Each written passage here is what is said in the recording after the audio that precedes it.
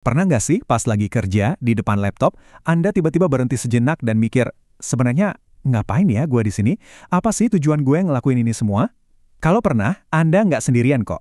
Sejak pandemi, perasaan ini kayaknya lagi melanda banyak banget orang. Nah, kali ini kita bakal coba bedah bareng-bareng kenapa perasaan ini bisa begitu umum dan apa yang sebenarnya bisa kita lakukan soal ini. Dan ternyata pertanyaan sederhana, mengapa saya di sini ini, wah gaungnya ada di mana-mana. Mulai dari pengemudi ojek online yang tiap hari di jalan, sampai para CEO di puncak gedung perkantoran, semuanya ngerasain kegelisahan yang sama. Ini bukan lagi soal capek biasa loh. Ini udah jadi semacam kekecewaan kolektif yang mendalam terhadap cara kita bekerja selama ini. Ini dia salah satu contoh yang ngena banget. Coba bayangin, seorang CEO bernama Tim baru 2 tahun megang pekerjaan impiannya, tiba-tiba dia nyerah gitu aja. Ceritanya ini kayak alarm bahaya yang kencang banget, yang nunjukin kalau masalahnya itu udah dalam banget. Ini bukan lagi pertarungan buat ngejar ambisi, tapi udah jadi pertarungan buat nyelamatin kewarasan. Nah, kisah si Tim tadi itu sebenarnya cuma puncak gunung es dari masalah yang jauh lebih besar dan sistemik. Ini bukan cuma soal 1-2 orang yang lelah, tapi tentang adanya apa yang disebut keterputusan besar di dunia kerja modern. Sebuah jurang yang makin lama makin lebar antara harapan kita dan kenyataan yang kita hadapi setiap hari. Jadi pertanyaannya, apa orang-orang jadi pada males? Kayaknya bukan itu masalahnya. Sama sekali bukan. Ini bukan krisis kemalasan, ini krisis inspirasi. Orang-orang ngerasa terasing, ngerasa kerjaannya nggak efektif, dan yang paling parah, ngerasa terputus dari makna pekerjaan mereka sendiri. Dan ini bukan cuma sekedar perasaan loh, datanya beneran ada dan jujur aja cukup mengerikan. Sebuah laporan dari Mercer nunjukin angka yang luar biasa, 81%. Iya, 81%. Itu artinya 4 dari 5 pekerja di sekitar kita berisiko kena burnout. Ini bukan lagi opini, ini krisis yang terukur secara statistik. Terus kok bisa sampai begini? Ya, ini kayak perfect storm gitu deh. Perusahaan terlalu fokus ngejar target dan produktivitas, sampai lupa kalau koneksi antar manusia itu penting.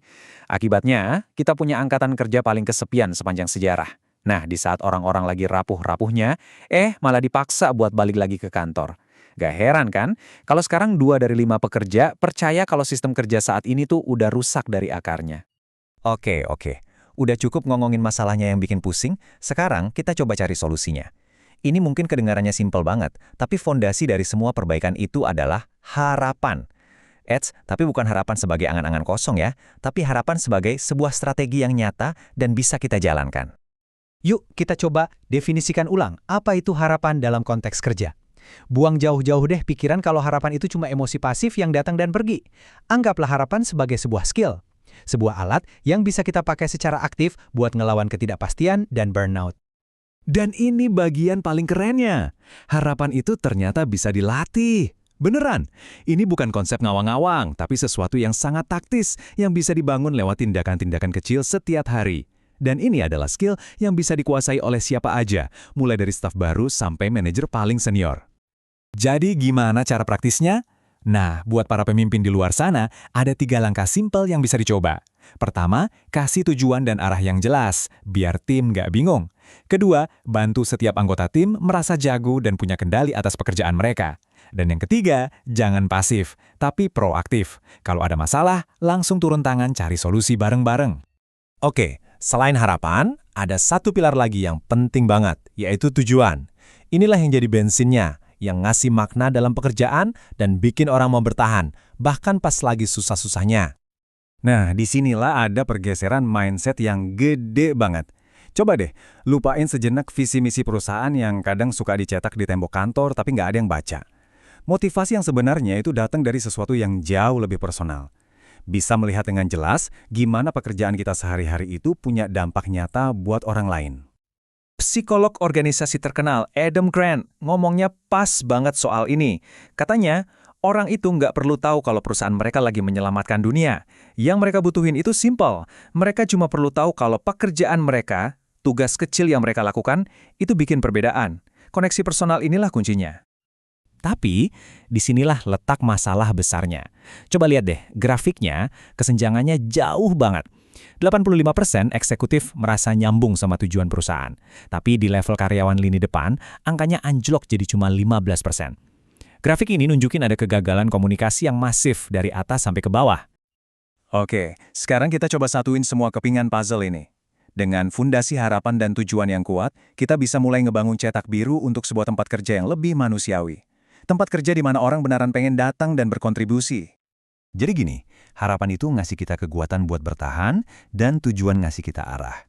Kalau dua-duanya udah ada, kita jadi lebih siap buat ngadepin masalah-masalah gede lainnya, kayak rasa kesepian di kantor, perdebatan soal fleksibilitas, dan kebutuhan mendasar untuk merasa jadi bagian dari sesuatu. Ada satu konsep keren nih, namanya energi relasional. Anggap aja ini kayak vitamin sosial buat di kantor. Ini adalah energi positif yang kita dapat dari interaksi yang tulus sama rekan kerja. Energi ini nular loh, bisa naikin motivasi, dan jadi obat paling manjur buat ngelawan rasa sepi di kantor. Sekarang, kita ngomongin fleksibilitas. Udah bukan zamannya lagi nganggap ini sebagai bonus atau kebaikan hati dari perusahaan. Di dunia kerja yang baru ini, fleksibilitas itu adalah hak. Ini adalah bagian fundamental dari kontrak kerja yang dibangun di atas rasa saling percaya, bukan kontrol. Terus, gimana caranya biar orang merasa benar-benar jadi bagian dari tim atau belonging? Kuncinya ada di konsep keunikan optimal. Gampangnya gini deh, ini adalah sebuah kondisi di mana kita merasa nyaman jadi bagian dari tim tanpa harus sembunyiin siapa diri kita sebenarnya. Ini adalah budaya di mana setiap orang bisa bilang, gue diterima di sini dan gue tetap bisa jadi diri gue sendiri. Semua obrolan kita tadi akhirnya mengerucut ke 8 pilar ini, fondasi dari tempat kerja yang manusiawi. Coba kita lihat daftarnya. Ada harapan dan tujuan sebagai kompas. Ada komunitas dan welas asih sebagai perekat sosialnya. Ada kebebasan dan keterbukaan buat ngebangun kepercayaan. Dan terakhir, ada rasa memiliki dan pengakuan, biar semua orang merasa dihargai. Ini bukan sekedar daftar kata-kata indah ya, ini adalah cetak biru buat masa depan dunia kerja. Jadi, apa intinya? Gini, kita udah nggak bisa lagi pakai cara-cara lama yang kaku. Jalan ke depan itu menuntut adanya sebuah riset total dalam cara kita memimpin. Kita harus pindah dari mindset lama yang udah usang ke sebuah budaya kerja yang dari awal memang dirancang untuk manusia. Dan sebagai penutup, saya mau ninggalin satu pertanyaan buat Anda renungkan. Coba pikirin peran Anda sekarang, di tim Anda atau di perusahaan Anda. Apa sih satu langkah kecil aja yang bisa Anda ambil mulai besok untuk membantu diri Anda sendiri atau orang lain menemukan jawaban dari pertanyaan itu? Mengapa kita di sini? Karena perubahan besar selalu dimulai dari satu langkah kecil itu.